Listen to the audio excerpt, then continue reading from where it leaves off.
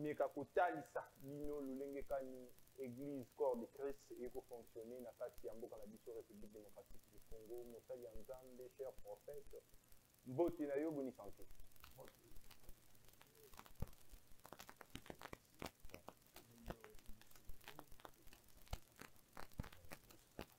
Voilà, merci beaucoup.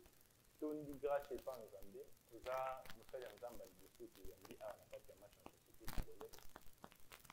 Terrain ya bali mingi esindaka kasango bisika bapasitaka bakisi me biso lelo tominiki kotalisa lisusu ya terrain na kobenga bino mosali ya Nzambe oya elongo na yo toyebana kofundula kaka nde bino bolobaka maombi ya kofundula vraiment bokristo na kati ya match na société congolaise.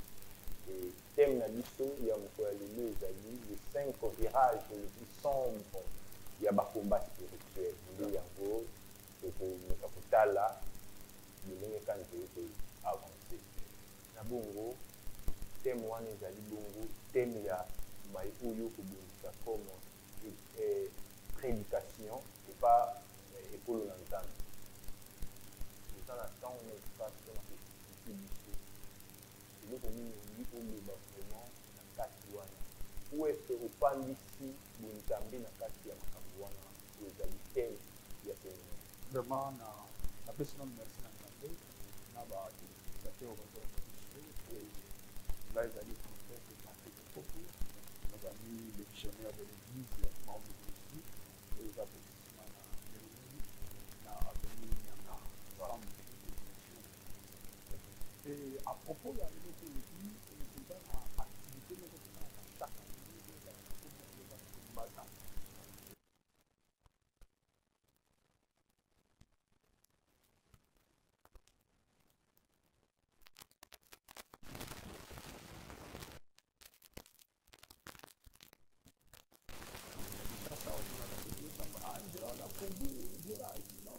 eza eloko moko oyo moto akoki koblage te donc eza bavirage moko eza un peu molimo oyo ezali kofunde bazwi ya batraité e yango panda problème oyo asakoezo kongo na maombe ministrique tokozela kongo mpe tokodecortike yango tokoexplike bato nini eza bavirage wana e nini oyo nzambe alingi toyeba mpona esina biso mpona balimitaisa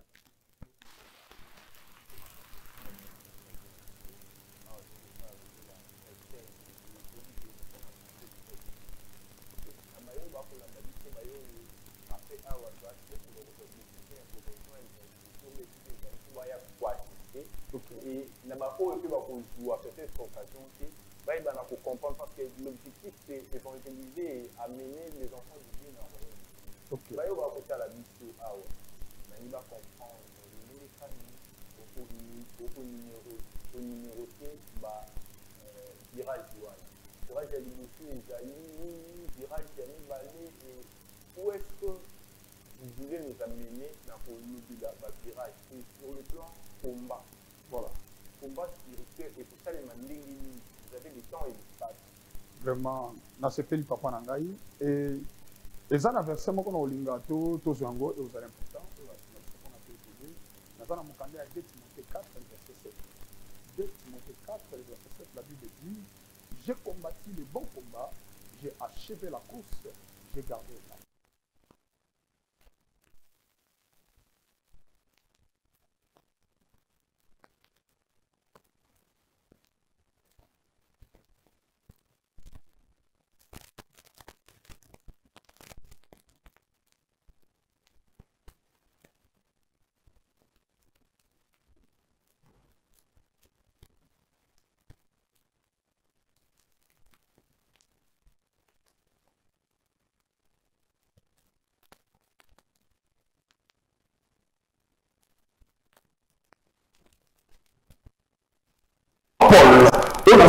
J'ai combattu le bon combat.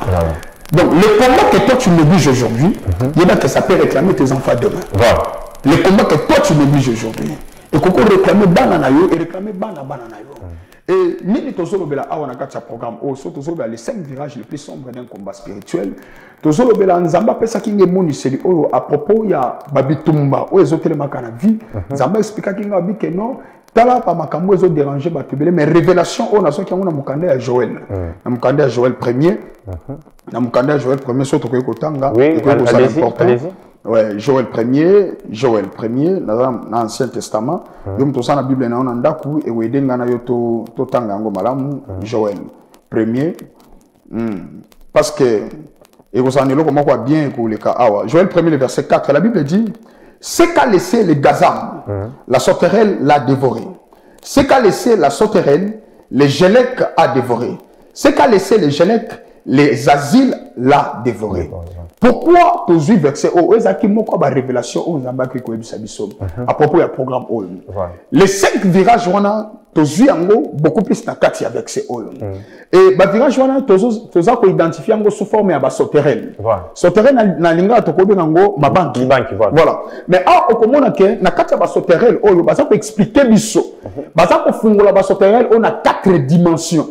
Donc ezaka libanki mais bazola que ça selon 4 dimensions ya mabanki. Bazolo bela o ezali bagazam bazolo bela o ezali sauterelle bazolo bela o ezali gelek bazolo ba o ezali asile. Mais ngana nina zoka moko liboso nga lingi to lobela gazam. Et ezali premier virage o nzamba zolo bela biso. Et pourquoi gazam? Gazam ezali image ya ba sauterelle oyo ba atakaka rien que. Ozolanda bango ba atakaka simplement oyo ezali ba misisa nzete. Ozolanda bazo attaquer misisa nzete yango de objectif na bango.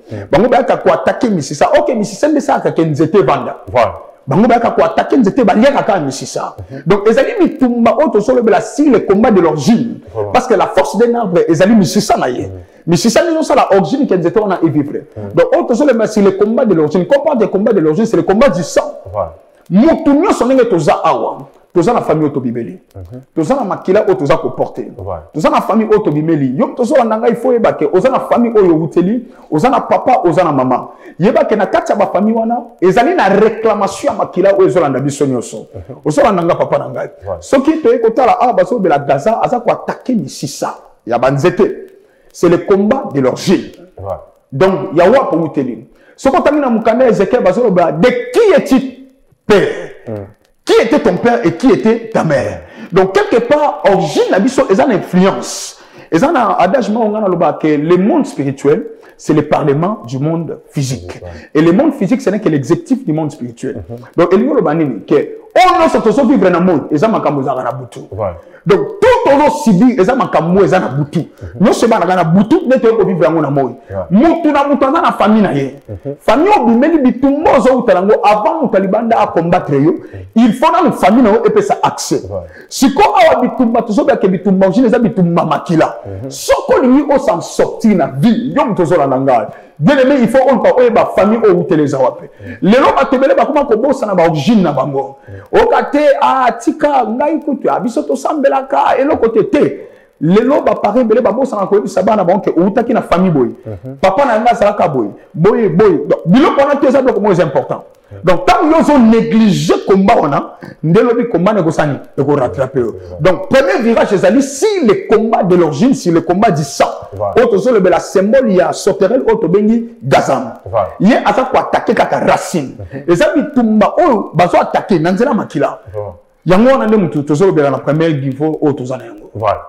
Si on peut avancer encore plus profond, toko kota vraiment na profondeur ya makambo yo. Vous avez parlé, il y a un problème oyo et kokutanela et kolonanzambe sur le plan spirituel. OK. Vu la spiritualité a trait avec notre physique. OK. Quel est le retombé? Il y a un combat wana. Est-ce que les Arabes mutala lindoto peut-être azo non pas exemple. OK. Pour la bayo bazara bisuba azo suba. OK. Et physiquement peut se salim. OK. Sikawa sur le plan spirituel, ceux qui nous ont combat à vivre nini, est-ce qu'on va sentir qu'ils ont transpiré, nous avons bimbazo, toka, toi on a que nous autres lembi, soit biceps c'est bimaye, tout le et ça bon côté. Voilà. Et ça bon côté. Et ça boy. batobele bakasaka combat spirituel les alliés que toye to simi ah bibote comme beta ma ah la boxe ah les alliés monde de spiritualité vraiment parce que na uti ko bimisa phrase moko na ebiso na lobi que na ono zo vivre dans le physique tout est bani na wapi na spirituel donc tout on vivre dans le physique et bani na spirituel. Et au point où on a réclamé la bitumba ou la famille. Et ça dit dit à ma conséquence on comme qu'on vivre la vie normale. La plus exemple. Il y avait un frère qui a tangi na poto tangi na Sorbonne. De quoi on a tangi à ça qui vraiment tellement maïle belé. Mais de quoi on a botango ou ya tangaki. À celui-ci n'a pas que non, je dois retourner dans mon pays pour que je puisse aller travailler. Aïe na mboka na ba diplôme ou ya zaki nango. Yé akani sen que ko récit vie et zaki simplement na ba diplôme ya zaki nango. Et c'est le comment on va te donner ma bosse en langage. Yom tozo l'anga pesanga matou. N'a pas le comment quoi. Au-delà de tes études, tu dois savoir ta spiritualité. C'est la chose que beaucoup de gens négligent. Même ces pays, si on veut que ces pays puissent se réussir, on doit chercher à élever la dimension de la spiritualité de notre pays. C'est à ce temps-là que le pays où il vivre bolam. Au son ndanga. Mais quand on a eu à Kenya ma diplôme, na zolu kamisa, et le côté. Si un jour on a biso basala nzambe, akomo tuna tobi non, to kota na to luka nzambe, nzambe bisa biso, et le koni ezo sama na katsa makambo. To bandi sambela, nzambe ko bisa biso. Eza na likambo, bango likambo za nini? Ndeko wana koko na ye. Azaka parmi ba joueurs au babekaka Coupe du Monde dans les années 73 74 si je n'oublie pas. Bazaka ba joueur à Léopard. Mais tant bazo que ne ko sala ba patte. Ndeko wana bakiba ko sala ba patte tabi que non ngana sala besoin na sala joueur munene na beta na mboko na ebana. Mais batune babi que biso zo pesa yo succès, au beta o ebana. Mais tant yo zo succès en retour. Yo pesa biso nini. Voilà des choses qui se passent, des transactions spirituelles. Voilà. Oh, bah, te belé, bah, sanaka. Tant que tu négliges la spiritualité, ça finira toujours par te réclamer. Voilà. Le loko ba te, ngana za fi ya swag, toi na mbongo belé, ngana za kitoko. Papa, na lina fongolo, ezana batu batana ba diplôme ebelé. Ezana batu batana ba mbongo ebelé. Ezana batu ba ebana ebelé. Mais le ba diplôme la bango pesi bango loko te. Et ne content toi dit ko samba to ko comprendre des akinini. Koko wana salaka pacte. Et pacte auto ko wana salaka ezalaka pacte ya nini ke ngana yebana na zwa makoti mais bana nanga basalate babalate. Pena mango ya zoka ya sombeli bango lopango. Bango so bazovanda wana. Pozolanda. Bango so bango ke noko kwa somba kilopango abeta kibala zwa kimbongo somba kilopango. Mais lelo bakomi ko souffrir. Di ya komba wana. Bien même mutu alibanda ko combattre ka ote soki mutaka cha fungoli porte te. On est la vérité où il faut être dans combat spirituel. Et de quoi peut-être que c'était le combat de l'origine, le combat de son sang, même des amis qu'on réclamait. Et qu'est-ce qui s'est passé quand on a commencé à prier, n'enzabe ko révéler comment n'engezaki, et saraki bozaki. Donc bazo spirituellement diplôme na ye. Ici ba tekaka ngona mokila molili. Le diplôme n'ezaki sous la considération na valeur partout bazo yambaye. So batal diplôme ne babi ah oui. Il y a ce moment qui a un diplôme. Mais ok, spirituellement, diplôme n'a pas un impact. Donc, Azaki déjà livré, dit à combat, d'origine, il y a famille. Donc, tous les gens qui vendent, mais après des prières, après des séances pour le Kanzambe, nous avons compris que c'est une piste de solution pour révéler tels les acquis, c'est un vrai cadre. Merci beaucoup, Moussa Nzambe. Donc, indépendant encore plus. On a senti matière Isali et très jeune comme ça. Bon, et comme ça dit, peut-être que au sein on a pas macambo mais si quand on a tout avant de changer, na tout na numéro il y a des bossos tout parti à Liboso, il y a 5 virages. Vous avez parlé ici, Bopesi na ba retomber nango. Vous avez parlé sur le plan spirituel. Je m'excuse. Même retomber sur le plan charnel. Voilà.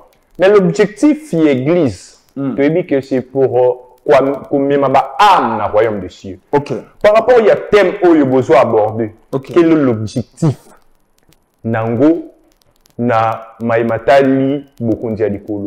Est-ce que bisofo totika la na ba délivrance moko charnel ou ko pesaka biloko nzoto. Or la Bible dit que cherchez premièrement le royaume du ciel et vous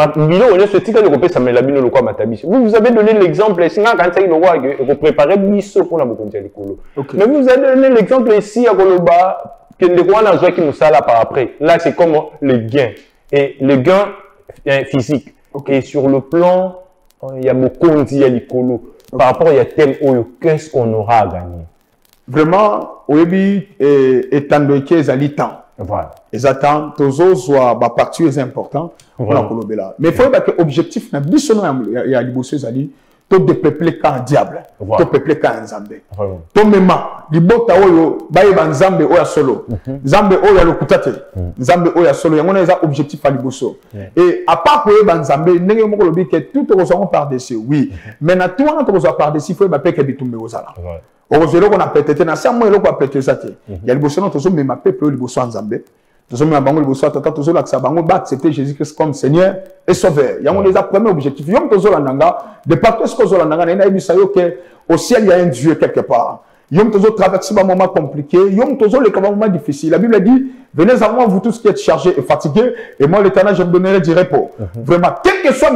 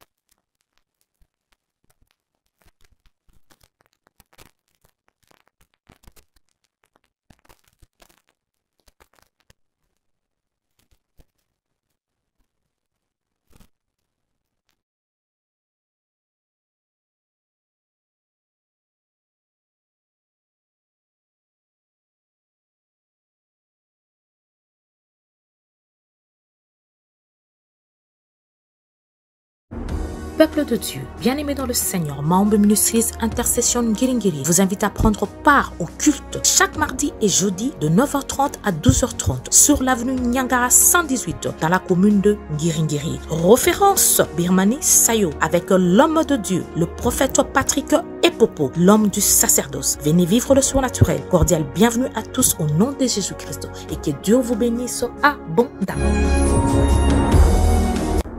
Peuple de Dieu, bien-aimé dans le Seigneur, Maombe Ministries Intercession Ngiringiri vous invite à prendre part au culte chaque mardi et jeudi de 9h30 à 12h30 sur l'avenue Nyangara 118 dans la commune de Ngiringiri. Référence Birmanie Sayo avec l'homme de Dieu, le prophète Patrick Epopo, l'homme du sacerdoce. Venez vivre le surnaturel. Cordial bienvenue à tous au nom de Jésus-Christ et que Dieu vous bénisse abondamment.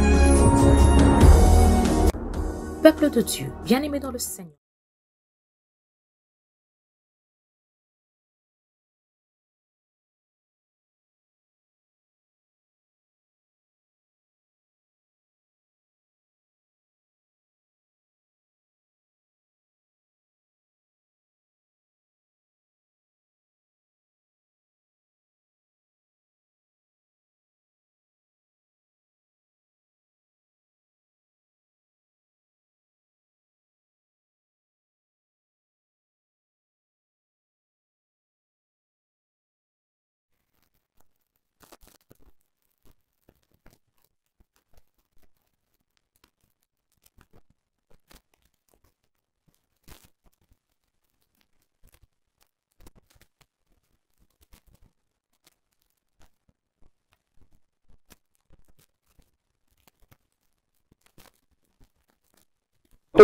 ote wana betaka ba bien nini kadiosha abetaka ba kadiosha o asalaka boyo asalaka boyo.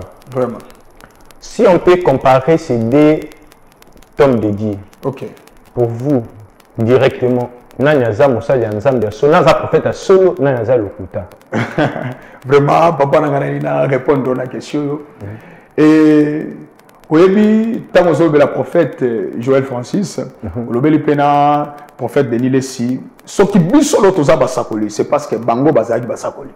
Donc ce qui biso l'autre l'autre sakola parce que Zaki n'a pas aimé au bas précédent qui biso balaxi biso nzela. Vraiment, ce sont des grands hommes de Dieu au bazar respecté dans mboka oyo.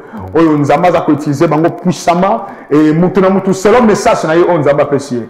Vraiment baza batonga na honoraka bango vivant, vraiment na pesi bango mote bisika bazali. Ce sont des grands hommes de Dieu. Oyo nga ko koloba ke ba polémique ba to alobaka na zapamba. Ce sont des hommes de Dieu que Dieu utilise puissamment. Bazali une grande bénédiction pour cette nation. Oh, vraiment, il faut honorer bango vivant. On a vraiment Zambé à l'Ola à c'est la bango bolam. On a vraiment besoin d'angona. Voilà. Vraiment. Honorer bango vivant. Voilà. PT. Bon, on comprend que Kimi Nabino zone wana. Mais tu as dit que la zone de turbulence, match là quoi. Mais ici au Qatar.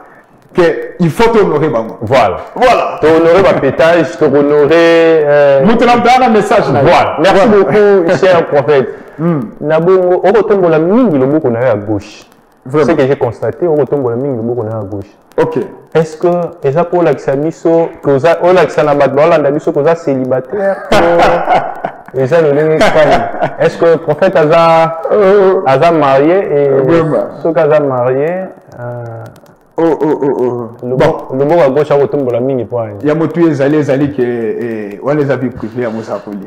Les a vu privés à Mosakoli. On a trouvé la montée. Tu es de autombo la Nzamba. Mosakoli n'a pas vie privée. Ouais. Voilà vous mettez à Mosakoli. On les a à Mosakoli. Ils sont vie privée. Zara mimi gota basta. Ah, mais homme de Dieu peut yomo comme à la place yosa. Na ligne comme à place yosa. Les a vu privés. Voilà moi être bien à Mosakoli. Voilà. Merci beaucoup. Comprenez que dans le match de la société congolaise, il y a un peu de duel. Tout le monde dans la zone de turbulence. Vraiment. Pour parler de vous, il y a carrière Nabino étant Moussa Nzambe. Obimeli, on vous voit très jeune. Nabike, Yope, Oloteka, Ndoto, Nzamba Bengio. Obimeli Wapi. Bisiko Obimeli, quelles sont les retombées? Il y a Bisiko Oyo Obimeli. Est-ce que Obimara Yo Moro le roi a confié à Missa Fali? Vraiment. Te omoni mututu azana tata eskauti. Izande totelemi awa na kolobate ke na bimaki na mokili boye. Izana tata ngana zali mwana o na botami pa ya prophète o ezali Janson mopeka walesa azana Lubumbashi et na père nanga Elilunga aza awa na Kinshasa. Vraiment nde eska onga na uti eska ba consacrer ngai et nasali musala nzambe lokola batu nyonso nazalaki frère l'église na ba na beti mbunda interprète koyeba donc le pesi na leo ngana vivango nazala pale siko lelo to asile soko tomboli soulier c'est que vous soulier moi telema pour dalaka ba séminaire a minene boye oko le katina match en société congolaise c'est que ça soulier moi telema et ça ne loko mo batu ba baraté il faut futa prix ne loko nyonso les logos tout bazokelo on a facilité to futa ba prix et na golo bela kolata te na golo bela koliate mais to futa ba prix et pe to zalaki bana o to zalaki na siama kola baboti to landaki leçon et le lope bango pe ba sali biso to koma batata pe ndenge to zalelo voilà ba sali bino beaucoup ma batata le ndenge ozalelo yo bon quand on a parlé il y a bisika outi et on parlera aussi à Bano Yobimisi. Bani, bon, yo déjà, est-ce que yo non Yobimisi déjà? Tous allora fali, bon, les anos n'yangai, ils veulent accompagner au déformant, bon, les églises, les ministères, les ministres, ils vont accompagner les ministères. Est-ce que vous avez aussi ce qui n'a pas limité? Quel est le temps de préparation au yo pour na bango? Est-ce qu'on aura aussi bango na grandeur na yo na koyoka manyo soko bimisa oyo qu'est-ce que vous nous promettre biso na bayo ba kozala lokola ba héritier topé ba landina parce qu'on dit il y a pas de succès sans successeur olobi ango papa ngai et nga naza mwana na botame pa tata na ngai po na baye ba tata na nga zaki tata ezaki mande po pembe te faja bota nde mwana nde mutela tsiki aza tata e ngai pe lelo komona nga jeune oui naza trop jeune mais naza na bana ebele na bana ebele oyo tozo consacré bamsu déjà baza ba sakoli nazali na ba Micheka Bongo, ba Olivier, ba Agnès Mbouyi, ba Filon Talou, baza tellement bana basé belé, ba Obed, baza presque partout na bana ba libana moka. Et le réseau salanga tata eza parce que na boti. Yango ndeza mutuya. Yango baza vraiment tellement moyen tanga bango ezate. So na bina no tanga wa donc na ko sata à 10h du temps. Voilà, to se pela pe mo mususo ya na bango awa comme ça présenter bango. Et ba pena ya solo roza papa le la Vedeni, mbote na yo motan oya na séminaire omona baza tellement belé tellement fou là-bas. Rendez-vous déjà à lobby na kozala toko kende na régie avant aussi ça to zonga lisusu na régie photos de la vidéo o eza na trait na Tumba Zamba. Voilà, Tumba Zamba et puis on va citer avec notre magazine Yamkola Lelo. Voilà. À la régie. Dans le Seigneur, moi, votre humble servante, Maman Agathe Moyabou, je vous invite à ce grand événement qui est dénommé Tumba Zamba, chapitre 5. Venez nombreux de partout où vous nous suivez, Kinshasa, Brazzaville, dans les environs. Venez, cet événement commence du 25 juillet 2023 au 28 juillet 2023. Alors, le grand thème que nous allons exploiter dans ce grand événement qui est Tumba Zamba, c'est le 5 virage le plus sombre d'un combat spirituel. Vous savez que c'est le spirituel qui dirige ce monde. Venez nombreux à Mambo Ministries. Nous sommes sur l'avenue Nyangara 118. Alors, nous sommes sur la direction Sayo Birmanie, dans la commune de Ngiri. Alors, cet événement va commencer le mardi et le mercredi. Nous allons commencer le matin, bien sûr, de 9h30 à 12h30. Et le jeudi et le vendredi, basculons pour le soir, nous allons commencer de 15h30 à 18h30. Alors, je voudrais vous présenter l'hôte de l'événement, l'homme à qui Dieu a oint. Cette huile coule de la tête jusqu'aux pieds. C'est ses grands serviteurs, le prophète Baba Patrick Epopo, Machine. Hein? Nous l'appelons Machine, le chef coutumier du sacerdoce, l'aigle le plus dangereux. Venez, si vous êtes malade, vous êtes affligé, vous avez des problèmes, des complications dans votre vie, quel que soit le problème, nous avons un Dieu vivant. Tous vos problèmes vont fléchir devant le Dieu du prophète Patrick Epopo. Soyez nombreux, je vous invite. Hein? Venez, venez, venez. Nous vous attendrons. L'invité invite chez nous. Nous vous accueillons à bras ouverts. Que Dieu vous bénisse abondamment. Voilà, merci beaucoup d'été Christian, merci. Baba et Popo, tozongi lisusu awa pona oshite. Vraiment. Tozaki na zone ya turbulence, on a compris que tenir vraiment et on a joué voilà la moi souffle. Bon ba mususu belé ba ko ya awa les calibas se cassent toujours tout près du village. Un bon joueur à quoi arrêter. Atazobeta na zélotique. Voilà. Merci beaucoup. Yo, du moins, vous comprendre que tu as un terrain, mususu. Oui, et quand tu as un milangi, nasima. Voilà. Toko chité, et peuple de Dieu au balandi, biso, bazan la posa, yakoye, ba, synthèse. En grosso modo, qu'est-ce qu'ils peuvent retenir? Parce que, awa tolobeli kaka virage moko. Voilà. Et promesse nini okopé sa bango pour bayi ba joua topé bayi ba le 4 virage etikali ba sala ndenge nini et synthèse ya maïnion sebimi na kati ya plateau na biso. Bien aimé, yom tozola ndanga rendez-vous za moko na ibisa yo à propos ya 4 jours oyo. Synthèse na ibiso ezali ke lo les obenga yo. Ozana mitunu za malade. Ozana ba problème ebele. Ozana situation moko tile lo eba vérité na ngote. Ozana makamwe lekelo maile na bondeli yo yaka. Omekana nzambe oya Baba Epopo. Yaka lo les awana. Donc na 4 jours o tokoluka nzambe na ba dimension nyonso. Viens. Moi je suis un prophète. Na lo baraboy. Na kokobo sana nyonso medisa ko jamais. Wanande esika domaine zamba tiabiso. Yaka, tu vas découvrir des vérités que oyo yebate. Oyo bombama yaka nzamba webiso pendant ces 4 jours oyo. Donc ozangate. Donc à partir de mardi, nous avons insisté, mardi le 25 juillet, à partir de 9h30, tozawana, mercredi 9h30, tozawana, jeudi à partir de 18h30 tozawana vendredi pour la clôture et kozala washala tozala wana vraiment tozala béni ya katoluka na nzambe et kozala makambo minene et beaucoup plus pour la programme na biso église biso ko priaka chaque mardi na chaque jeudi de 9h à 12h et baba ayambaka chaque samedi à partir ya 10h juste de 10h juste à 11h30 nazaka wana na même adresse église peso ko lingola na biso tozaka mingi na ba live na biso otolekaka presque chaque lundi chaque mercredi chaque vendredi tozalaka wana à partir ya 12h olandi biso na page où ezali Maombi Ministry Central tozala wana soko lingo ka lisakolo lingi nzamba lobela yo tozala wana vraiment et ozala malamu na 4 jours kozangate et le ciel vous bénira. Merci beaucoup, que le Seigneur vous bénisse aussi. Amen. Et Nabongo, vous avez parlé à programme Nabino. Nayoki bolobi mokolo dimanche te boza na lignée ya bandeko ya adventiste to eza lolenge na bino ka ya kosalela to vision na bino eza epesa mibelo. Pour l'instant, tozana nous prier 2 jours parce que 10 à place. Tozolo kesika, tozana wana rien que pour ces 2 jours, mardi, jeudi, pour l'instant. Mais dans les jours qui viennent devant, Toya toko annoncer tant que sika vraiment à malamu et qu'il t'a dimanche et aux malam pour le peuple de Dieu. Voilà, merci beaucoup. Boyoki, Tolandi, Bobenga Kabiso, peut-être pour appuyer les politiciens ou bayaka oleka na awa mais o ezali likambo ya Nzambe. Donc il y a kota vraiment likambo ya Nzambe, Nzambe pas kota ya yo, boyoki malamu ndenge matière ezali. Pourquoi pas te promouvoir ba tu ya boye bato yo bazo incarner la spiritualité. Bon, ngai kutu arbitre national na Rosala. Soza pena na posa ya ko rejoindre Nisso, appelez-nous na ba numéro isa na C à poste téléviseur na bino.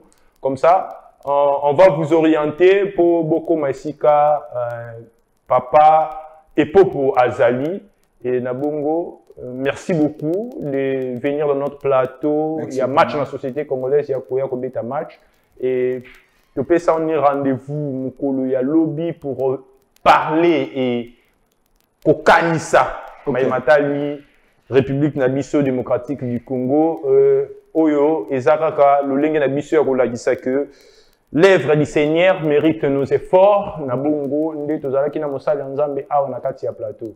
Voilà. Pour Kolanda Biso, match dans la société congolaise, chaîne Nabiso Yango, on a chaîne YouTube, match dans la société congolaise TV, page Nabiso Isa, match dans la société congolaise. Wanande Sika Oyo Bokubanda Rolanda et puis Kozwaka d'information Nabiso Nyonso et sur le phare télévision chaque 11h Tozala Wana en direct pour développer encore plus. Voilà. Tosi d'ici match en société congolaise à Mkolalelo. Merci à vous chers prophètes, merci à vous chers téléspectateurs et la grande équipe Oyo accompagné qui dit on ne sait pas citer encore le nom à cet instant parce que télévision Zangonga, match en société congolaise ici.